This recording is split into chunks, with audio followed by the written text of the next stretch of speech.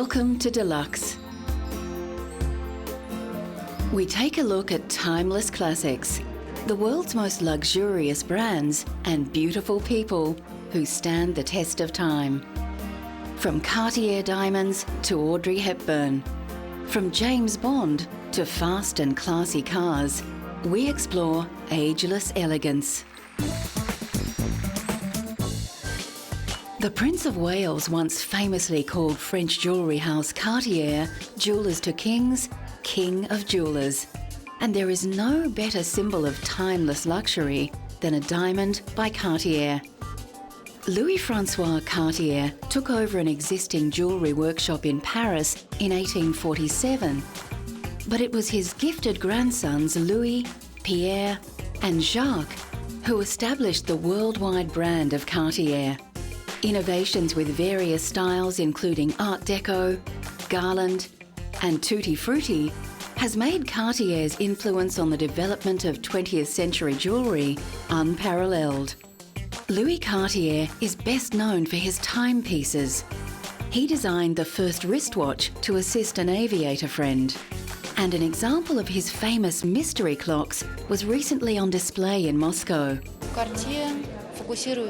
Cartier can claim all the most important innovations and achievements which belong to the jewellery art of the 20th century. Many of the watches, tiaras and necklaces on display are from private collections. Among the treasures are crocodile and snake necklaces, specially ordered by the Mexican actress Maria Felix. She came to the 13 Rue de la Paix boutique with a box, and in there were two living small crocodiles. And she asked for the director of the boutique, and she said, "Okay, this is what I want in jewelry very quickly. Could you please make those two crocodiles for me as a necklace?" The centrepiece of the exhibition can be seen here more closely in a jewellery store in Paris.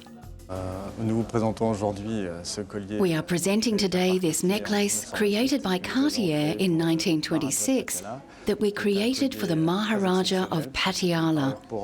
That is an exceptional necklace since it is a parure for men, very imposing and sizable.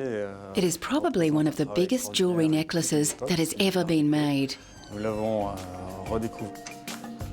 Many of the original 2,900 diamonds were missing when the necklace was found in 1998, and Cartier plans a full restoration. Modern diamonds were on display in Los Angeles recently when Cartier launched its annual Love Day celebration with a love charity bracelet designed by 9 chosen ambassadors. 10% of sales go to the partnered organisations, and actor Hilary Duff chose a charity that helps meet the nutritional needs of children. My bracelet is a deep plum color, and my charity is called Blessings in a Backpack. And it's nice to be involved. Once the wartime rationing was lifted from Europe after the ravages of the Second World War, fashion houses bloomed into an age of elegance and opulence. This exhibition at London's Victoria and Albert Museum features over 100 gowns by Christian Dior, Christobel Balenciaga and Worth London, as well as many others. The exhibition concentrates on the so-called Golden Age of Couture between 1947 and 1957, when the combination of unrestrained style and craftsmanship turned these couturiers into world-famous names. I think the secret of Dior's success in the post-war period was that he was very familiar with the fashion industry. He'd worked for other major fashion houses before, Piaget and Lelong. So when he launched his new house in 1947, he knew exactly what he was doing. He was also very aware that everybody was fed up with wartime fashions, and so he created what Carmel Snow nicknamed the New Look. And this was a tremendously romantic look that appealed to women all over the world. There are several pieces on display by London-based couturiers such as Norman Hartnell and Hardy Amies. What was very interesting about London couture in the 1950s, as opposed to Parisian couture, was that the London designers focused on practical, wearable designs. tailoring was a great speciality. In fact, the tailors were so skilled in London that the Parisians sent their tailors over to see how it was done. 60 years after the launch of Dior's new look couture house, the market for haute couture is certainly much smaller. Still today, designers including British couturier John Galliano for Christian Dior continue to produce exquisitely detailed pieces, keeping the traditional skills of the couturier alive for a more modern clientele. Perhaps no one personifies elegance and timeless beauty more than the film star Audrey Hepburn. Born to an English father and a Dutch mother who was a former baroness, Hepburn has won Academy, Grammy, Emmy and Tony Awards for her stage and screen work. She also received the Presidential Medal of Freedom for her charity work. Hepburn is often considered to be one of the most beautiful women of all time. In the 1950s, she was not only one of the biggest film stars, but her elfin appearance and sense of chic was very influential in fashion at the time.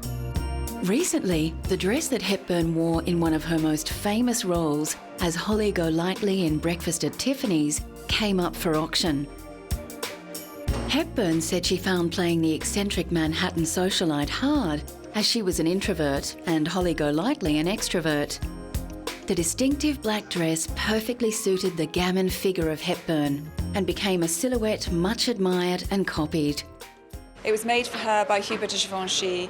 It's one of 3 known to still exist, and we're very, very, very lucky to have it. And it's being sold for charity, which is the City of Joy Aid, which helps orphans and the homeless in India.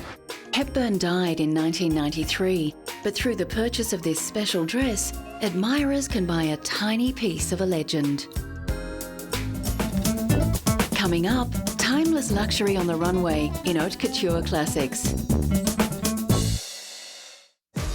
Coco Chanel and Christian Dior are towering figures of 20th century fashion, and the timeless luxury that they created influenced all modern designers. One of the most glamorous women of her time, Chanel was born in a poorhouse.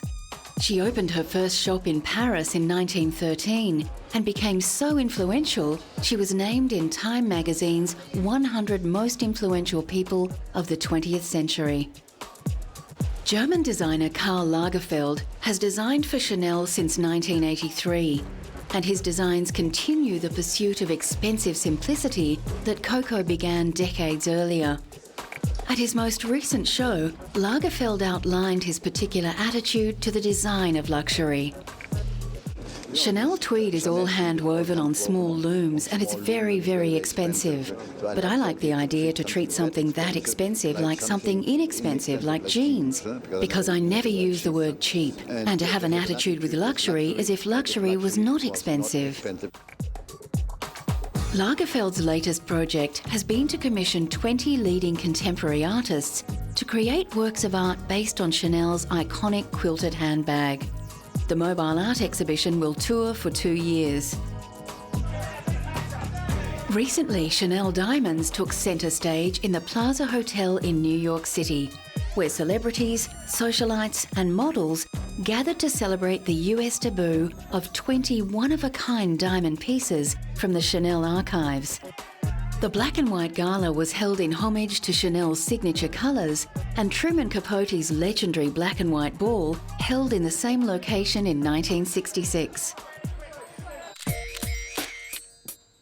Christian Dior began a revolution in dress called the New Look, with luxurious arrangements of fabric that broke with the lean and boxy designs of post-World War II. Under family pressure to pursue a diplomatic career, Dior originally studied science, but he was always drawn to the arts and to fashion. As a student, he sold sketches on the streets